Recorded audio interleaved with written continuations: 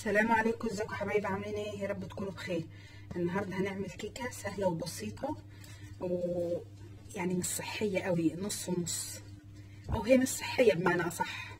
بس طبعا انا مش هاكل منها، احنا عاملين دايت وماشيين على النظام، وانا بنزل لكم اكلات صحيه، بس دي عشان جوزي وعشان الاولاد. معايا هنا هعمل كيكه بالتمر او بالبلح. معايا كوبايه بلح متفصصه، معايا كوبايه لبن، كوبايه سكر، كوبايتين دقيق، ونص كوبايه زيت، وثلاث بيضات، ونص معلقه فانيليا صغيره، نص يعني ذره ملح، معلقه بيكنج باودر، نص معلقه بيكربوناتو او كربوناتو، يعني اللي يعرف. اول حاجه حطيت البيض، بعد كده انزل عليه بالفانيليا والملح، خلي الكربوناتو والبيكنج باودر، انزل برضو بكوبايه السكر. سكر يعني انا مش مكتره سكر عشان هو في تمر، التمر برضو بيبقى مسكر زي ما قلت لكم، هي مش صحيه، بس هو احنا مش عشان عاملين دايت هنذنب الناس كلها معانا، يعني هو مش ذنب، بس انا بحاول كل فين وفين اعمل لهم حاجه اللي هم نفسهم فيها، لكن طول الوقت مش كل يوم بعمل حاجه طبعا زي كده، كل فين وفين. وكميه صغيره، يعني لو انتم ملاحظين انا حاطه كوبايه صغيره عشان كل واحد، يعني كل واحد ياخد حته، خلاص مش هيرجع عليها تاني بقى، يعني ما فيش خلاص. بعد كده انزل باللبن عشان السكر يدوب، كوبايه لبن، يبقى حطيت 3 بيضات، نص معلقه فانيليا صغيره، ذره ملح، كوبايه لبن، كوبايه سكر.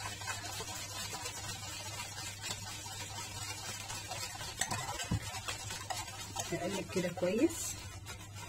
انزل برضو بالزيت، نص كوبايه زيت، احنا عايزين نقلل الدهون، مش عايزين دهون كتير، يعني ميبقاش نشويات.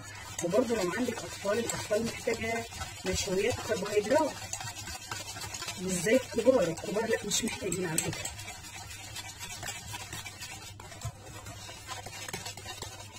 اقعد اضرب فيهم كده لغايه ما يدوبوا كويس. بعد كده انزل بالدقيق، ودي اول كوبايه، انا حاطه كوبايتين على حسب نوع الدقيق بتاعك، ممكن يعني تبقى من كوبايه ونص، يبقى السمك بتاعها حلو، ما تبقاش محتاجه تاني.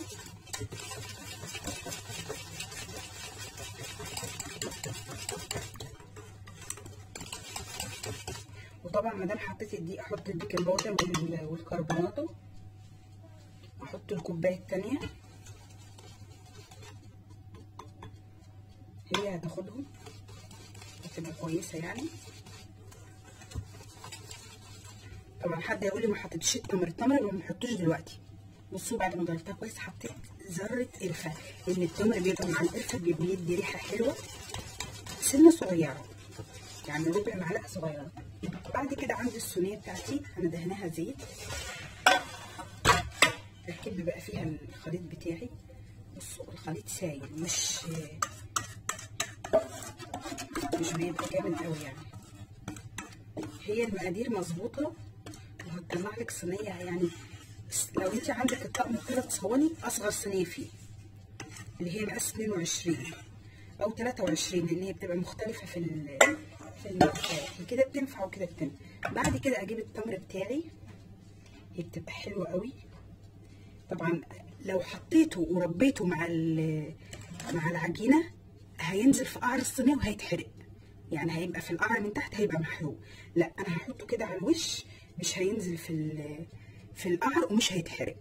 كده حبايبي انا رصيتها كده، عشان طبعا لما تستوي هو على ما يوصل هيبقى وصل مثلا نص الكيكايه، لكن مش لكن لو ربيته مع العجينه هيوصل القعر تحت وهيبقى هيتحرق ويبقى عامل زي الكراميل المحروق. لكن كده هوريكم شكلها. هدخلها الفرن دلوقتي، طبعا وانا بعمل فيها انا مولعه الفرن بتاعتي على درجه حراره اي فرن بقى، زي ما انت بتظبطي درجه الفرن، لان الافران بتبقى مختلفه من درجه لدرجه. هدخلها الفرن واقول لكم تقعد قد ايه وارجع لكم.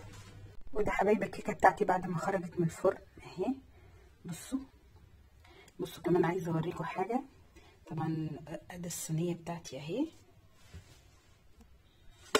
انا قطعتها بس عشان بصوا حبيت اوريكم. بصوا البلح او التمر منزلش تحت خالص ازاي، اهو يا دوبك هنا او النص، واللي نزلت تحت خالص اهي هوريكم. بصوا بصوا هنا نزل لغايه فين اهو. انا مش عايزاكم تغلطوا، انا قبل كده عملتها وغلطت الغلط اللي بقول لكم عليه ده اهو. بصوا اللي نزلت تحت برده ما اتلسعتش اهي، لان هي على ما نزلت يعتبر كان نصها استوى. بصوا استوت ازاي من جوه. بصوا اتمنى يا رب تجربوها وتعجبكم. طعمها طبعا جميل جدا، بس ادعوا لي انا ما بعرفش واكل منها عشان انا عامله دايت. اتمنى يا رب تعجبكم وتجربوها. اسيبكم في رعايه الله والسلام عليكم. طبعا قبل ما اقفل انا كنت حاطاها في الفرن على درجه حراره 200، قعدت حوالي يعني من نص ساعه ل 40 دقيقه، مش اكتر من كده. من نص ساعه ل 40 دقيقه، لان انا كنت مولعه الفرن وانا بجهز فيها، يعني وانا بضرب فيها كنت مولعه الفرن اهي. اتمنى يا رب تعجبكم وتجربوها. السلام عليكم.